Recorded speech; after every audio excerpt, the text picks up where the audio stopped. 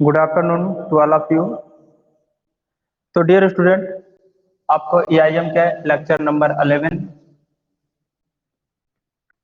की तरफ चलते हैं, जिसमें मैं इससे पहले के लेक्चर में मैं आपको मेजरिंग इंस्ट्रूमेंट के बारे में बता रहा था। तो जैसा कि मेजरिंग इंस्ट्रूमेंट के बारे में आपको हमने MI टाइप और MC टाइप के इंस्ट्रूमेंट के बारे में बताया था और उनके प्रिंसिपल के बारे में डिस्कस कर रहा था। तो MI टाइप तो हमने कंप्लीट कर लिया है। अब लेकर के चलते हैं आप लोगों को MC टाइप इंस्ट्रूमेंट की तरफ। ठीक है, तो MC टाइप इंस्ट्रूमेंट में हमने आपको बताया था कि इसमें एक होता है परमानेंट मैग्नेट और एक होता है EMMC, जिसको कहते हैं electro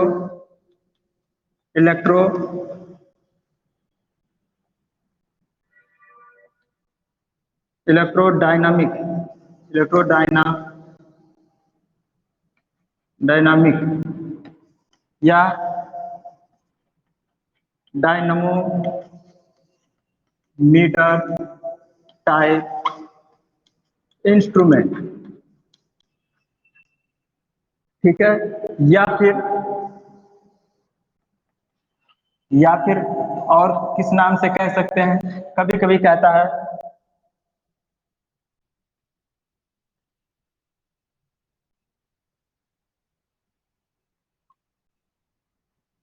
current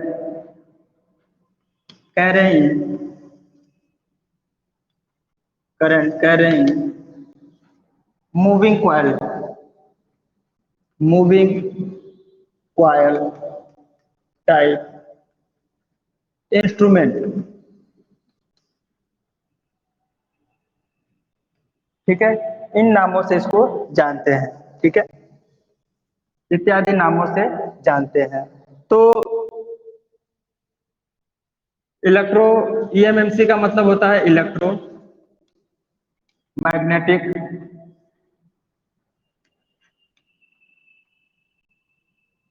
electromagnetic moving coil instrument भी इसको कहते हैं। ठीक है, तो ये कई नामों से जाने जाते हैं। ठीक है, तो आज इस सेक्शन की तरफ मुझे चलना है। आपका PMMC instrument, permanent magnet moving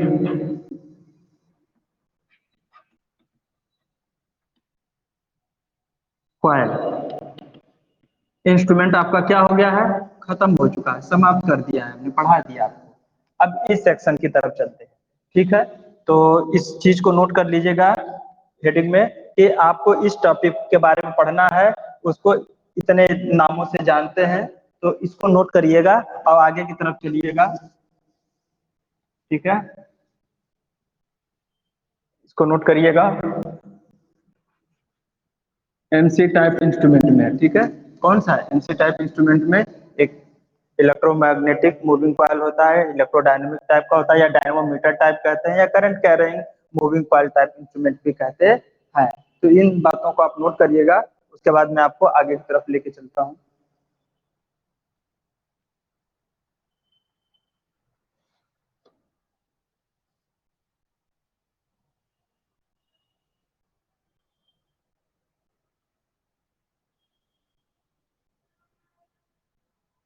settlement नहीं हो पा रहा।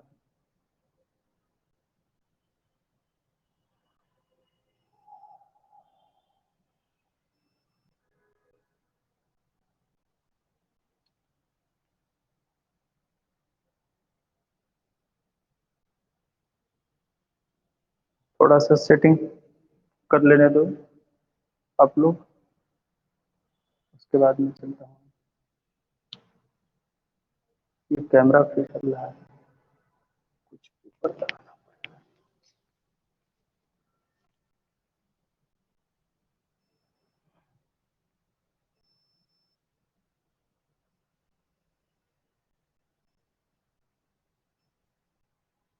अब प्रॉपर दिख रहा होगा ठीक से।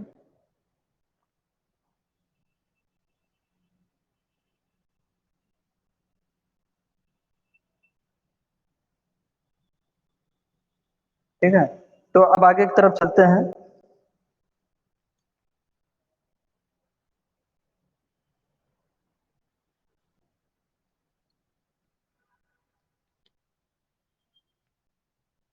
लिखिएगा, हेडिंग डालिएगा।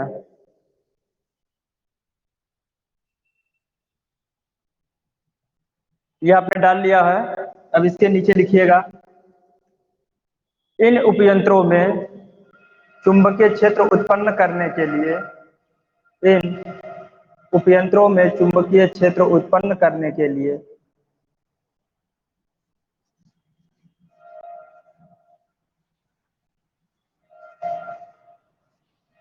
मैं साथ में लिखता भी जा रहा हूँ। ठीक है,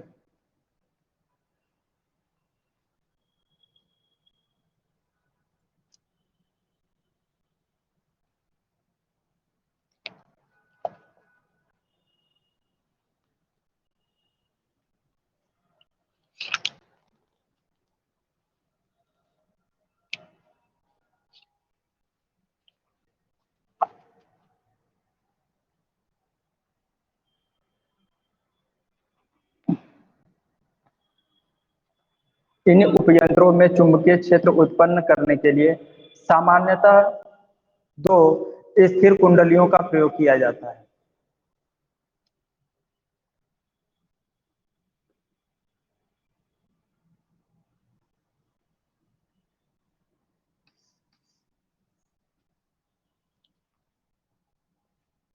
इन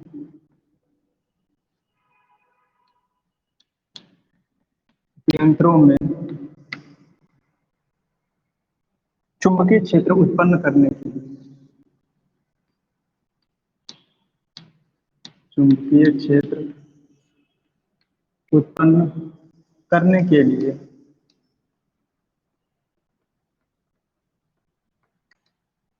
चुंबकीय क्षेत्र उत्पन्न करने के लिए सामान्यतः सामान्यतः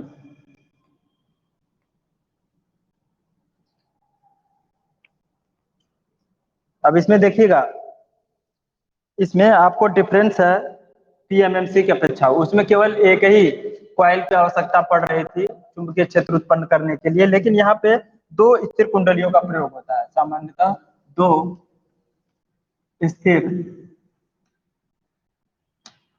कुंडलियों का, फिक्स्ड कॉइल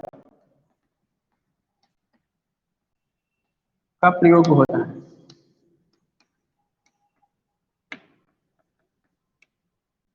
ठीक है, अब आगे है, जो उस स्थिर कुंडली में, जो उस स्थिर स्थिर कुंडलियों में, यानी कि फिक्स्ड कॉइल में, फिक्स्ड कुंडलियों को वैद्युत चुंबक, वैद्युत चुंबक, इलेक्ट्रोमैग्नेट, इलेक्ट्रोमैग्नेट बनाता है। क्या करता है? इलेक्ट्रोमैग्नेट बनाता है। ठीक है, ये क्या है? आपका इंट्रोडक्शन है। ये आपका क्या है? इंट्रोडक्शन में है, आपको मैं नोट करा रहा हूँ। वैद्युत चुंबक बनाता है। फिर उसके बाद लिखिएगा, इसमें नेक्स्ट पॉइंट है, नेक्स्ट पॉइंट है इसमें शैथिल्य हानियां, शैथिल्य शैथिल्य हानियां। ये क्या होता है? इंग्लिश में इसको कहते हैं हिस्टेरिसिस लॉस, हिस्टेरिसिस लॉस। दूसरा है ईडी, यानी कि भंवर धारा, भंवर धारा अर्थात ईडी करंट,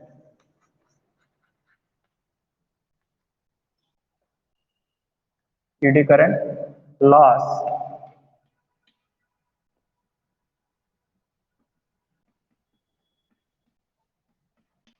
भंवर धारा हानियां तथा अन्य, तथा अन्य हानियों, तथा अन्य हानियों से छुटकारा पाने के लिए, छुटकारा पाने के लिए, इंस्ट्रूमेंट है तो कुछ न कुछ तो हानियां होती हैं। छुटकारा पाने के लिए सामान्यतः एयरपोर्ट, मतलब इसका मतलब ये होता है कि वायु क्रोध, वायु क्रोध कुंडलियां,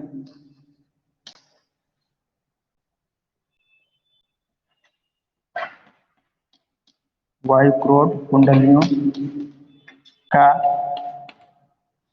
यूज किया जाता है।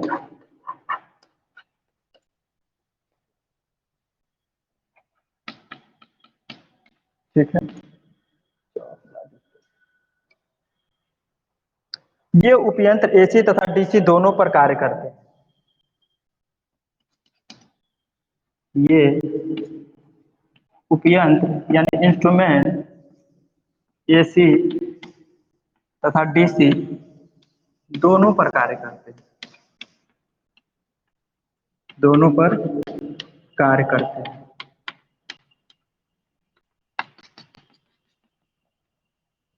ठीक है,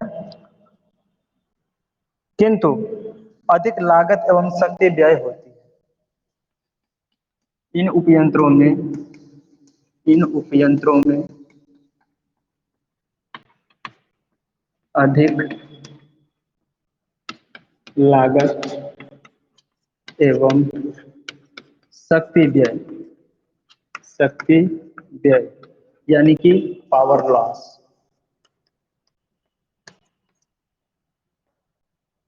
होता है। ठीक है, पावर लॉस अधिक होता है। इन उपयंत्रों का पैमाना नॉन यूनिफॉर्म होता है, नीचे दिख रहा होगा। हाँ, इन उपयंत्रों का पैमाना, इन उपयंत्रों का पैमाना, स्केल असमरूप, असमरूप नॉन यूनिफॉर्म होता है। ठीक है, नॉन यूनिफॉर्म होता है।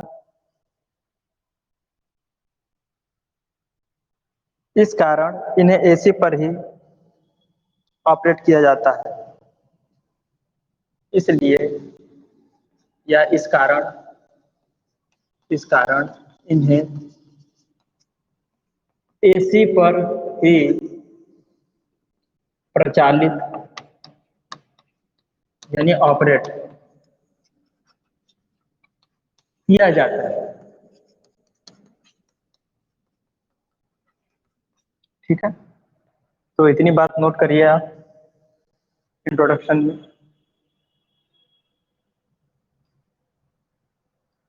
स्क्रीनशॉट लीजिए, स्क्रीनशॉट लीजिए। अब मैं इसके आगे नोट करने जा रहा हूँ। कंस्ट्रक्शन इसके बाद है।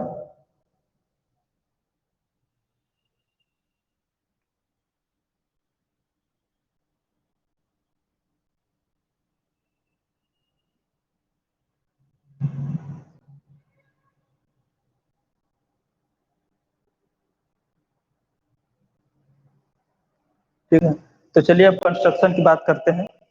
कंस्ट्रक्शन कैसा है उसके बारे में लिखिएगा और उसके बाद फिगर बनाइएगा। तो इसका मतलब ये हमें पता चल गया कि इस प्रकार के उपयंत्र में दो स्थिर कुंडलियां होती हैं। क्या होती हैं? स्थिर कुंडलियां होती हैं। तो एक ऐसा एयर कोर्ड मटेरियल लेते हैं, है ना, फ्रेम लेते हैं। ठीक है, और जो नॉन मैग्नेटिक प्रॉपर्टी का हो, और उस पर हम उसको लपेट देते हैं। और जब उसको सप्लाई से जोड़ते हैं तो उस कॉइल में सप्लाई फ्लो होती है, धारा प्रवाहित होने लगती है, तो वो चुंबकीय या इलेक्ट्रोमैग्नेट बन जाती है, चुंबकित हो जाती है, इलेक्ट्रोमैग्नेट बन जाता है।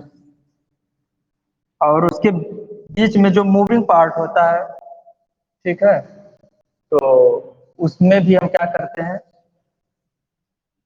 कम बड़ा टर्न की एक कॉइल लगा देते हैं, ठीक है। तो वो क्या काम करता है, दो चुंबकीय क्षेत्रों के बीच में एक डिफ्लेक्टिंग टॉर्क या मैकेनिकल फोर्स क्रिएट होता है, जिसकी वजह से उसके साथ जुड़ा हुआ पॉइंटर या संकेतक क्या होता है, मूव करता है। तो चलिए आगे चलते हैं, कंस्ट्रक्शन में लिखिएगा, यह एक चल कुंडली है, यह एक चल कुंडली है, यहां से दिख रहा होगा कंस्ट्रक्शन,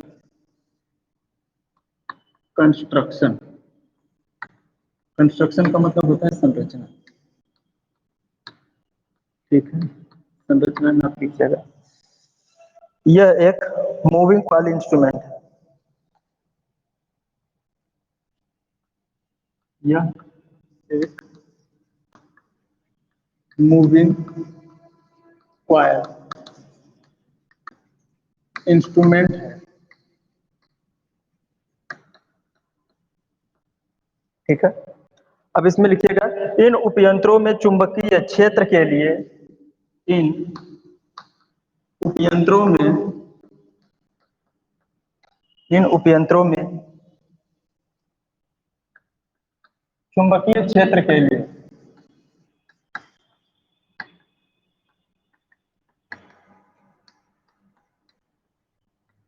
इन उपयंत्रों में चुंबकीय क्षेत्र के लिए अस्थाई अस्थाई चुंबक का प्रयोग नहीं किया जाता। अस्थाई चुंबक यानी परमानेंट, परमानेंट मैग्नेट का यूज नहीं किया जाता। पहली बात, बहुत इंपॉर्टेंट बात है, इसको ध्यान में रखना पड़ेगा। इन उपयंत्रों में अस्थाई चुंबकीय क्षेत्र उत्पन्न करने के लिए, इन उपयंत्रों में अस्थाई अस्थाई चुंबकीय क्षेत्र उत्पन्न करने के लिए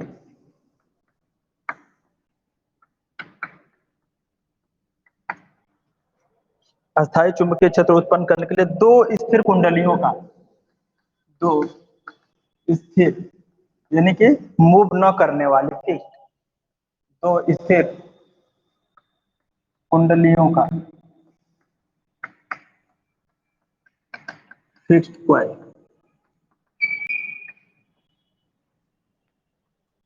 दो स्थिर कुंडलियों का प्रयोग किया जाता है,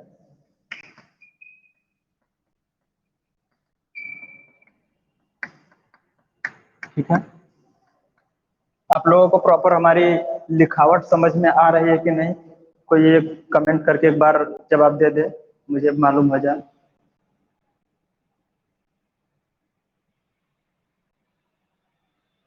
जवाब दीजिए। सर पीएमएमसी नहीं हुआ है, अभी सर पीएमएमसी नहीं हुआ है। चलिए नहीं हुआ होगा तो इसको कर लीजिए, तो मैं पीएमएमसी ही बता दूंगा इसके बाद वाले में। हमने थोड़ा विलम्ब से देखा, मैंने स्टार्ट कर दिया है, परमानेंट नहीं बताया है, कोई बात नहीं, कोई बात नहीं। सर प्लीज थोड़ा बड़ा लिख दिया, ठीक है, कोशिश करता हूँ और बड़ा लिखने की। हमें तो लगता है कि शायद दिख रहा होगा, नहीं दिख रहा होगा तो मैं, आप स्क्रीन को थोड़ा सा जूम कर लीजिए।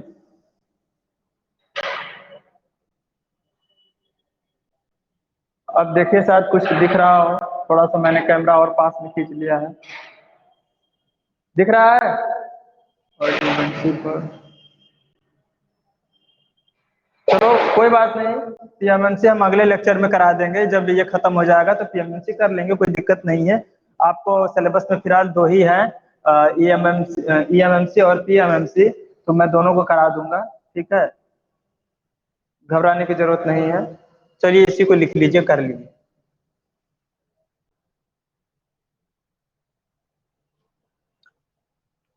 हाँ, तो कहाँ तक लिखा हमने, फिक्स्ड कॉइल का यूज किया जाता है, ठीक है। अब लिखिएगा आगे, ये स्थिर कुंडलियां दो बराबर, ये फिक्स्ड क्वाइल, फिक्स्ड क्वाइल्स दो दो बराबर एवं समांतर अवस्था में, दो बराबर एवं समांतर समांतर अवस्था में आमने सामने, क्या परस्पर या फिर आमने सामने, आमने सामने, आमने सामने व्यवस्थित की जाती है। ठीक है, आमने सामने व्यवस्थित की जाती है। ठीक है, कैसे व्यवस्थित की जाती है? एक मैंने यहाँ पे कोर लिया, ठीक, सेम हाइट का, उसके सामने हमने रख दिया। ठीक है, दोनों सेम हाइट के हैं और सेम नंबर ऑफ टर्न दोनों में हमने लपेट दिया। ठीक है, ताकि जो मैग्नेटिक फ्लक्स क्रिएट हो वो समान हो। ठीक है, और उसके द्वारा लगाया जाने वाला फोर्स भी इक्वल हो। ठीक है, तो ये हमने आमने सामने रख दिया। तो अब इसको जब सप्लाई से जोड़ते हैं, हमने इसको यहाँ से सप्लाई दे दिया।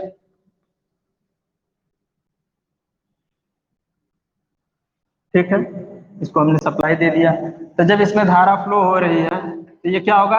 ये इलेक्ट्रोमैग्नेट बन जाएगा। क्या हो जाएगा?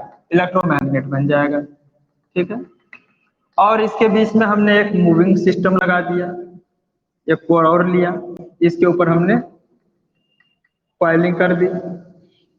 ठीक है, और इसमें से भी दो वायर निकाल दिए। ठीक है, दो वायर हमने निकाल दिए। यहाँ से हमारा न्यूट्रल जाएगा और ये न्यूट्रल हमारे किसको? लोड, यहाँ पे जो भी हम लोड लगाएंगे, हमने यहाँ पे लोड को ही लगा दिया। तो लोड लगा दिया, अब इसको क्या करेंगे? इस कॉइल को भी, मूविंग कॉइल को भी तो सप्लाई देनी है। तो इसको क्या काम करेंगे? यहाँ से, यहीं से, कहीं से भी इसको हम जोड़ देंगे। ठीक है, इस पॉइंट से हमने जोड़ दिया, इसमें भी करंट जाने लगा। ठीक है, और इसको ला करके, इसको ला करके हम ऐसे जोड़ देंगे, क्योंकि ये करंट भी तो वही आ रही है ना, यही करंट देखो यहाँ से जा रही है, इसमें से घूम करके इस कॉइल से होकर के निकल भी जा रही है, और उसी करंट को हमने करंट कॉइल में डाल दिया। ये क्या है? परमानेंट या पोटेंशियल कॉइल इसको कहते हैं। क्या कहते हैं इसको? पोटेंशियल कॉइल कहते हैं, और ये हमारा करंट कॉइल हो जाएगा। ठीक है, तो इसमें से करंट फ्लो होगी और ये लोड के सीरीज में लगी होगी जो डिफ्लेक्ट करेगी। ठीक है, तो हमारा सिस्टम कितना ड्रॉ कर रहा है करंट। हाँ, और इसको यहाँ जोड़ दिया और इसके दूसरे पॉइंट को हमने इसी से जोड़ दिया, कोई दिक्कत नहीं है। ठीक है, और हमारा लोड को सप्लाई जा रहा है और इसके सहारे हमारा कोई स्प्रिंग लगा हुआ है, इसके सहारे हमारा पॉइंटर जुड़ा हुआ है। ठीक है, तो यही है कि आमने सामने दो कॉइल रखी है। अभी फिगर हम बनवाएंगे, घबराइए नहीं, ये बस आप लोगों को बताने के लिए मैंने नोट कराया है, दिखाया है यहाँ पे कि कॉइल आमने सामने रखी हुई है। अब आगे की तरफ चलते हैं। इस प्रकार इस प्रकार व्यवस्थित उपयंत्र में, इस प्रकार व्यवस्थित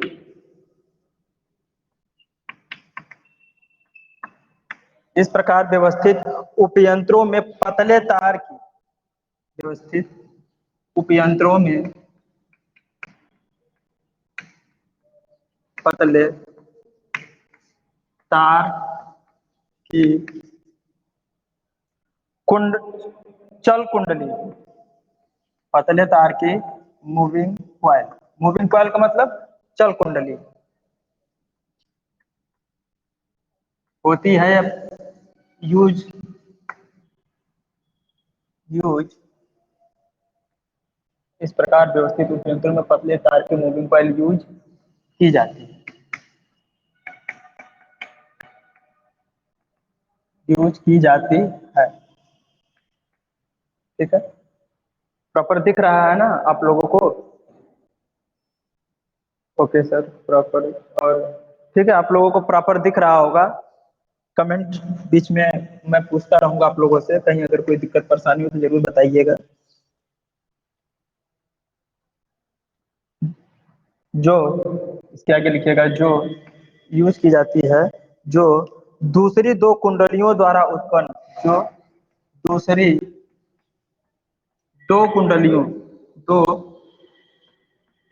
कुंडलियों द्वारा उत्पन्न, चुंबकीय क्षेत्र में होती है।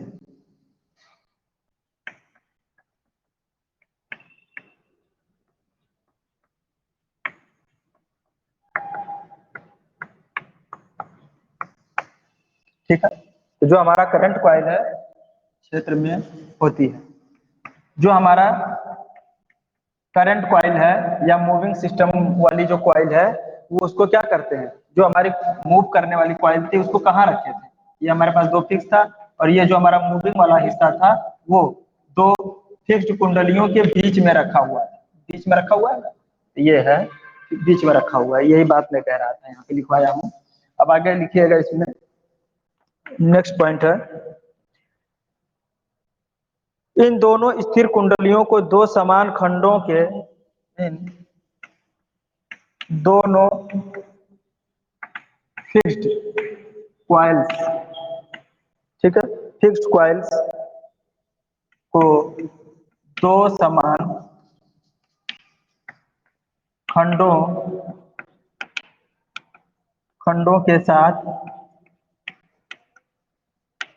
समांतर क्रम में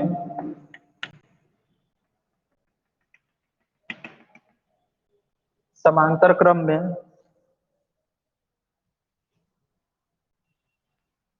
रखी जाती है।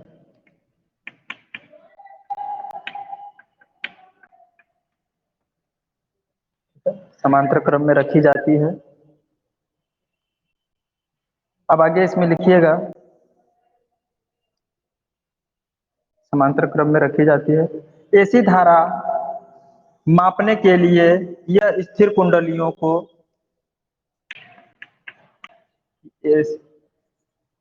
एसी धारा मापने के लिए,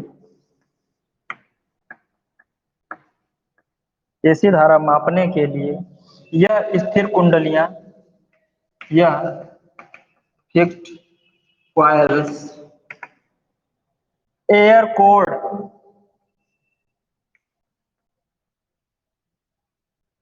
कुंडलियों को, कॉइल्स को एयर कोड किया जाता है। ठीक है,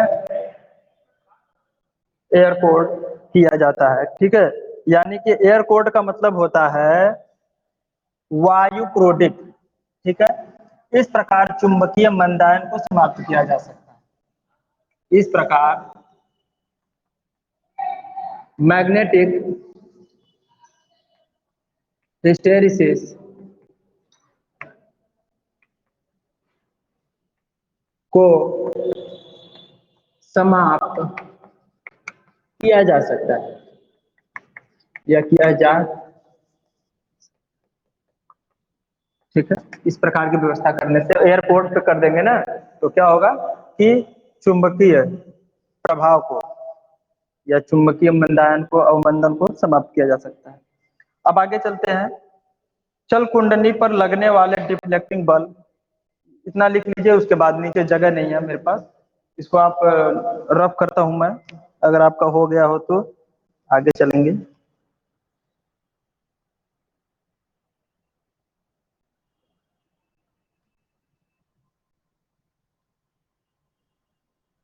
इसको आप लोगों ने नोट कर लिया होगा या फिर स्क्रीनशॉट ले लीजिए, तो हम इसको रफ करते हैं।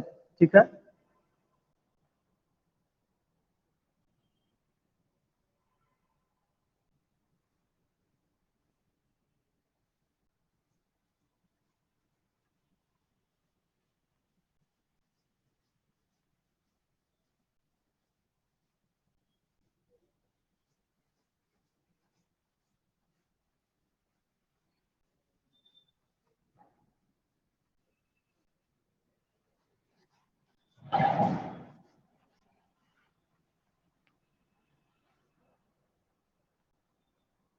ठीक है, लिखिएगा आगे।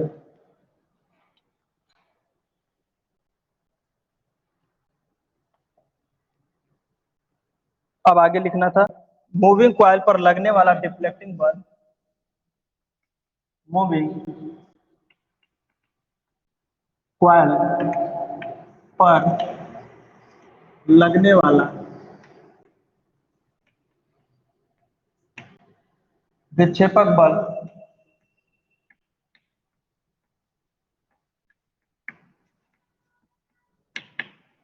पर लगने वाला विक्षेपक बल यानी डिफ्लेक्टिंग टॉर्क, डिफ्लेक्टिंग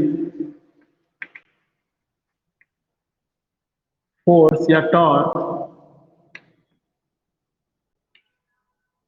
फोर्स है लिख लीजिए जब बल की बात करें। ठीक है, डिफ्लेक्टिंग टॉर्क एक समान क्षेत्र रखने के लिए एक समान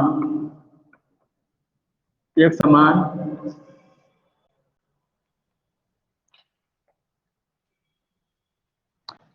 क्षेत्र रखने के लिए एक समान मूविंग कॉइल पर लगने वाला बल, एक समान क्षेत्र रखने के लिए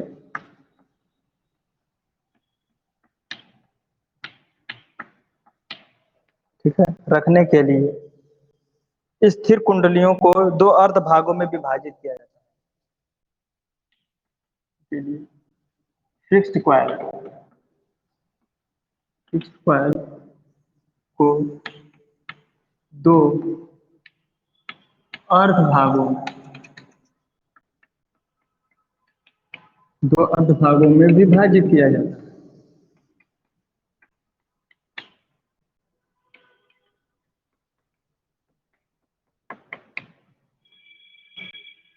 दो अर्ध भागों में विभाजित किया जाता है तथा दोनों भाग एक दूसरे के समांतर व्यवस्था में रखे जाते हैं तथा दोनों भाग दोनों भाग एक दूसरे के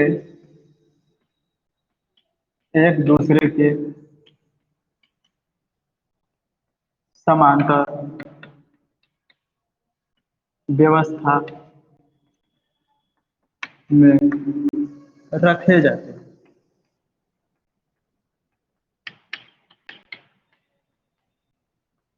ठीक है, रखे जाते हैं।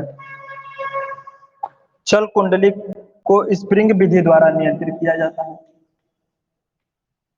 मूविंग कॉइल को स्प्रिंग कंट्रोल विधि द्वारा नियंत्रित किया जाता है। स्प्रिंग कंट्रोल विधि द्वारा कंट्रोल्ड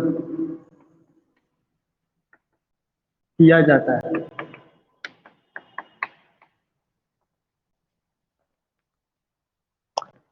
तथा इसी के साथ तथा इसी इसी के साथ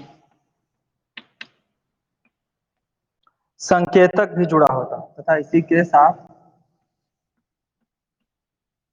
संकेतक भी संयोजित किया जाता है।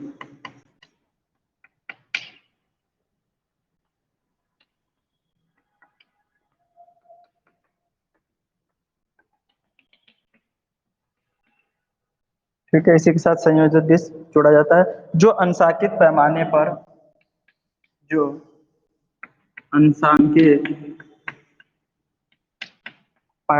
पर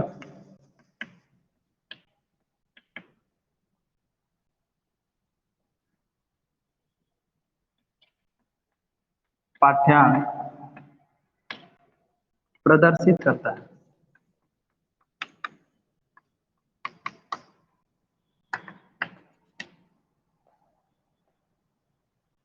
ठीक है, इतनी बात आपने नोट कर ली।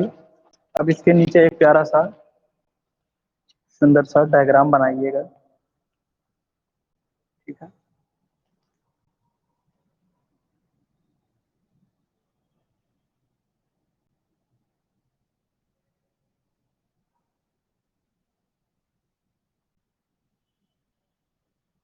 ये हमारा मूविंग सिस्टम का हिसाब है, किताब है। ये मूविंग सिस्टम वाला ही।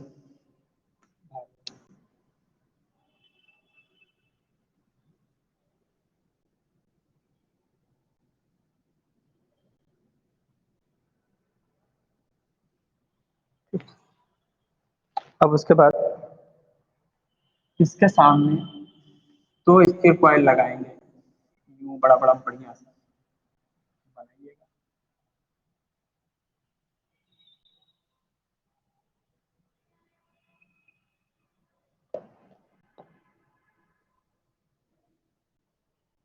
ठीक, ठीक वैसा ही।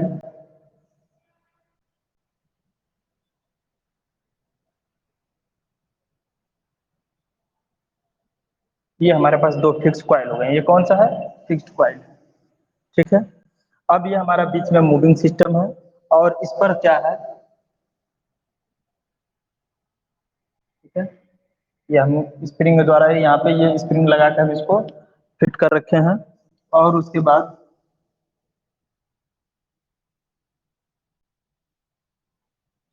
अब यहाँ पर हमारा आ जाएगा,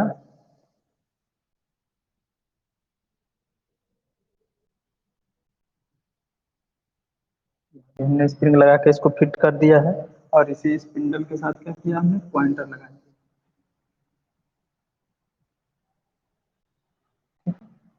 पॉइंटर इस पे रिफ्लेक्ट।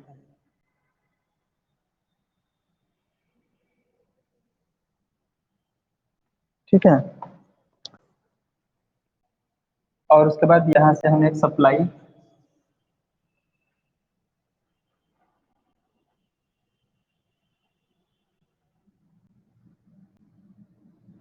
हेयर स्प्रिंग को दे देते हैं, यहाँ से जोड़ दिया। ये हमारा और ये हमारे दोनों फेस से ही जुड़ेंगे। एक पॉइंट ये है, एक पॉइंट ये है। ठीक है। तो ये हमारा करंट कॉइल के लिए सप्लाई जाएगी, किसके लिए जाएगी? करंट कॉइल के, करंट कॉइल के लिए। ठीक है। ये क्या है? Potential coil, potential coil. ठीक है। ये भी हमारा इसको बोलते हैं पोटेंशियल कॉइल। इसको हिंदी में हम कहेंगे, ये हमारा फिक्स्ड कॉइल है, स्थिर कुंडली, स्थिर कुंडली। और ये भी हमारा है फिक्स्ड कॉइल, यानी फिक्स्ड कॉइल, स्थिर कुंडली।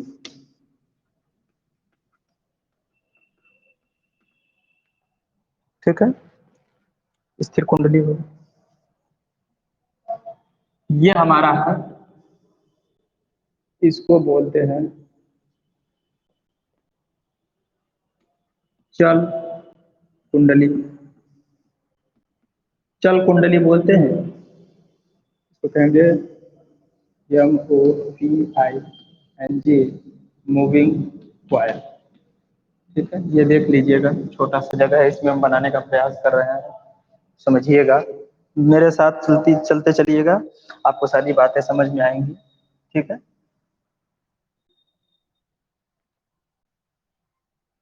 अब देखो, ये दोनों कुंडलियां आपस में ऐसे जुड़ जाती हैं। यहाँ से सप्लाई इसमें आएगी और यहाँ से होते हुए इधर से बाहर आ जाएगा। ठीक है। करंट ऐसे होते हुए बाहर आएगी, ऐसे जाएगी, इस कॉइल से होते हुए इसको मैग्नेटाइज करते हुए बाहर। ठीक है। और ये कहाँ चला जाएगा? हमारे लोड के लिए, लोड यानी भार, क्या? विद्युत भार है। विद्युत भार, ठीक है। उसको सप्लाई चला जाएगा और ये हमारा क्या है, स्केल, पैमाना। ये हमारा क्या है, स्केल, SCALE, ठीक है, बना लीजिएगा।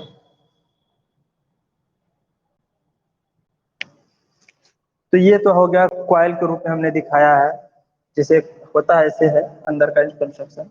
ये हमारे पास एक फिक्स्ड कोर होता है, ठीक है। इन दो फिक्स्ड कोर के ऊपर और एक बीच में हमारा मूविंग कोर होता है, ठीक है। और इसमें एक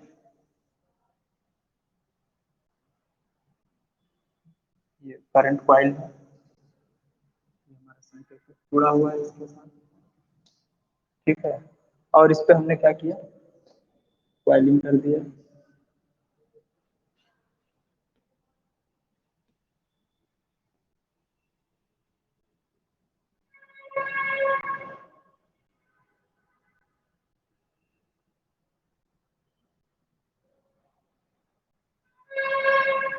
इस तरह मत बनाइएगा इसको, ऐसे बनाइएगा। ऐसे बनता है। मान लीजिए कि हमने यहाँ पे कोई वाइंडिंग कर दिया कॉइल,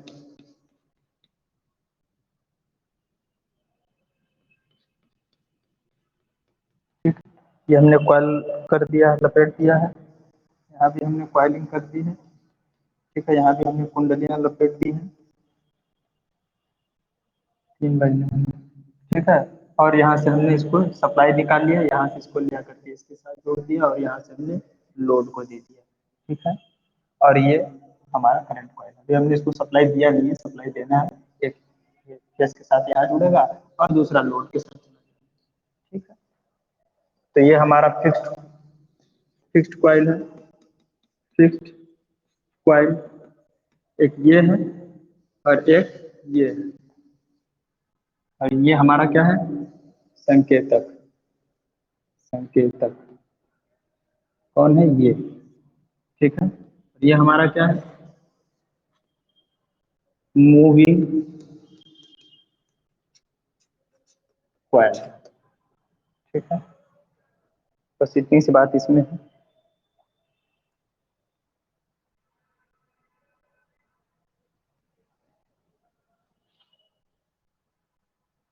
तो आज के लिए बस इतना ही, आज के लिए बस इतना ही, क्योंकि आपका लेक्चर का टाइम समाप्त हो गया है। कल के लेक्चर में इसके वर्किंग के बारे में चर्चा करेंगे। कल वर्किंग और डिफ्लेक्टिंग टॉर्क करके इसको खत्म कर देंगे।